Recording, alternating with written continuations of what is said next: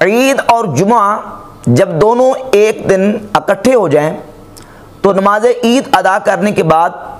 जुमा अदा करना ऐसे ही फ़र्ज़ है जैसे कि बाकी अय्याम में जुमा को अदा करना फ़र्ज़ है। कुरान मजीद में जहाँ जुमा का हुक्म दिया गया तो उसमें वाज़े तौर पर हुक्म को आम रखा गया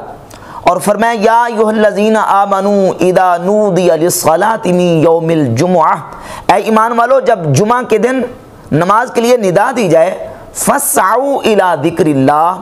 बस अल्लाह के ज़िक्र की तरफ तुम सई करो। अब सई इलल जुमा इस आयत की रोशनी में वाजिब है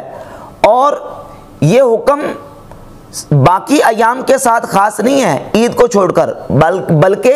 तमाम अय्याम के साथ आम है कि चाहे वो जुमा ईद के दिन ही क्यों ना आ जाए या ईद के अलावा दिनों में हो, तो सही इलल जुमा जो है वो उसका हुक्म आम है, वो हर दिन में वाजिब है जिस दिन जुमा आएगा।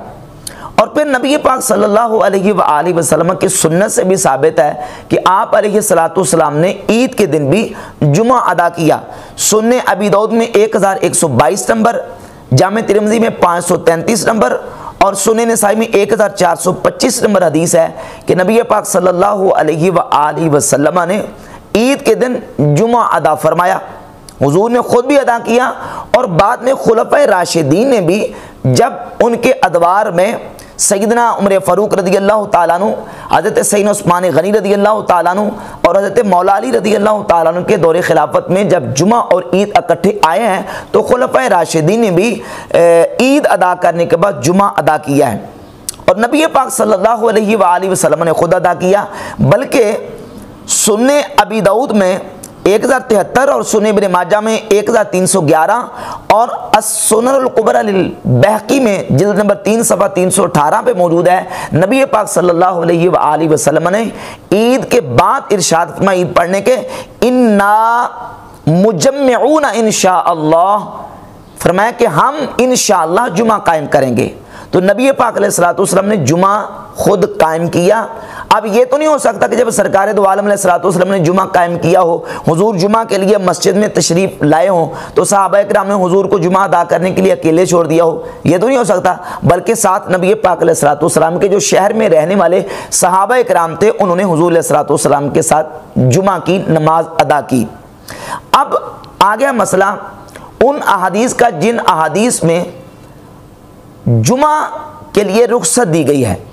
अब वो जो जुमा छोड़ने की रुख्सत दी गई है वो रुख्सत उमूमी रुख्सत नहीं है, बल्कि वो रुख्सत ख़ास है उन लोगों के साथ जो मदीना शरीफ के बाहर से अवाली से ईद पढ़ने के लिए मदीना शरीफ में हाज़िर हुए थे। नबी पाक अलैहिस्सलाम ने उन सहाबाए किराम रिदवानुल्लाहि अलैहिम मजमाइन को रुख्सत अता फरमा दी कि वो अहले अवाली चले जाएं और वो जो है वो ईद पढ़ने के बाद अपने घरों में जा सकते हैं। क्यों? इसलिए कि वो ना तो निदा सुनने के जुमे की और ना ही उन पर जुमा जो है वो फ़र्ज़ है। सही बुखारी में 5572 नंबर हदीस है कि सैयदना उस्मान गनी रदी अल्लाह ताला अन्हु के दौरे खिलाफत में जब यही वाक़या पेश आया कि ईद के दिन जुमा और ईद दोनों मुश्तरक हो गए, तो सैयदना उस्मान गनी रदी अल्लाह ताला अन्हु ने अहले अवाली को हुक्म दिया। सही बुखारी की 5572 नंबर हदीस है, फमन अहब्बा अन यंतज़िरल जुमुअता मिन अहलिल अवाली, फरमाया अहले अवाली में से जो पसंद करता है कि वो जुमे का इंतज़ार करे, फलयंतज़िर, बस वो बैठ जाए और जुमे का इंतज़ार करे। वमन अहब्बा अन यरजिअ फ़क़द अज़िनतु लहू, और जो ये चाहता है कि वो वापस अपने अहल की तरफ लौट जाए तो बस मैं उसको इजाज़त देता हूँ, वो वापस अपने अहल की तरफ लौट सकता है। तो सही बुखारी के इस हदीस के मुताबिक हज़रत उस्मान गनी रदी अल्लाह ताला अन्हु का अहले अवाली के साथ इस हुक्म को ख़ास करने इस बात का वाज़ेह सबूत है कि जो रुख्सत जुमे की दी गई है वो अहले अवाली को रुख्सत दी गई है, अहले मिस्र और शहर के लिए ये रुख्सत नहीं है। और फिर नबी पाक अलैहिस्सलाम की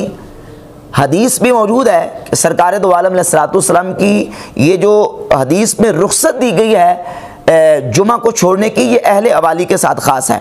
ये इमाम शाफी रहमतुल्लाह की किताब है किताबुल उम, इसकी जिल्द नंबर 1 सफ़ा नंबर 239 पर इमाम शाफी रहमतुल्लाह अपनी सनद के साथ ये हदीस लेके आए कि हुज़ूर अलैहिस्सलाम ने इरशाद फरमाया, मन अहब्बा अन यजलिस मिन अहलिल आलिया, जो अहले आलिया में से यानी अहले अवाली जो गांव देहात से मदीना के मुज़ाफ़ात से लोग आते थे, उनमें से जो चाहता है कि वो बैठा रहे जुमा अदा करने के लिए, फल यजलिस मिन गैर हरज, तो बग़ैर हरज के बैठ सकता है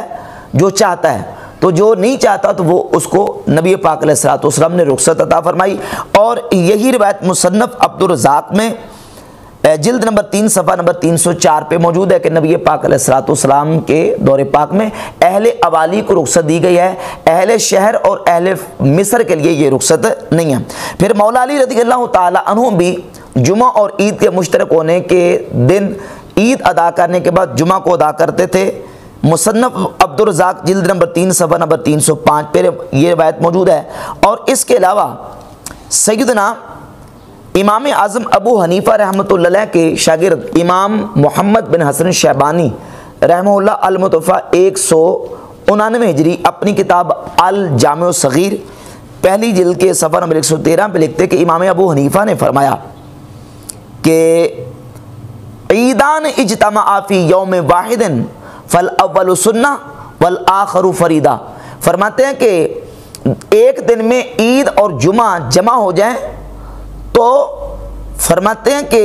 अव्वल सुन्नत है यानी ईद सुन्नत है, साबित भी सुन्ना है, यानी दलील के एतबार से वाजिब है और साबित होने के एतबार से नमाज ईद ये सुन्ने से चूँकि साबित है तो ये साबित पे सुन्ना है। वल आखिरु फरीदा, और जुमा फ़र्ज़ है। वला युतरकु वाहिदुम मिनहुमा, इनमें से किसी एक को भी नहीं छोड़ा जाएगा, ना नमाज ईद को छोड़ा जाएगा और ना ही जुमा को छोड़ा जाएगा। और इसी तरह इमाम शाफ़ई रहमतुल्लाह ताला अलैह अपनी इसी किताब किताबुल उम की जिल्द नंबर 1 सफ़ा नंबर 239 पर लिखते हैं वला यजूज़ु हाज़ा लिअहदिम मिन अहलिल मिस्र, शहरियों में से किसी एक के लिए भी जायज़ नहीं है कि वो जुमा को छोड़े, बल्कि शहरी जो है वो जुमा को अदा करेगा। ये रुख्सत अहले अवाली के लिए है जो मदीना शरीफ के मुज़ाफ़ात से और गिरदो नमाज से अहले अवाली 2-2, 3-3, 4-4, 5-5 मील दूर से आते थे, उनको नबी पाक अलैहिस्सलातु वस्सलाम ने रुख्सत दी। हज़रत सैयदना उस्मान गनी रज़ियल्लाहु ताला अन्हु ने जो रुख्सत दी है सही बुखारी 5572 नंबर हदीस में, वो भी अहले अवाली के लिए है। और नबी पाक अलैहिस्सलातु वस्सलाम ने जो रुख्सत दी है वो भी अहले अवाली के लिए है, अहले मदीना, अहले शहर और अहले मिस्र के लिए ये रुख्सत हरगिज़ नहीं है।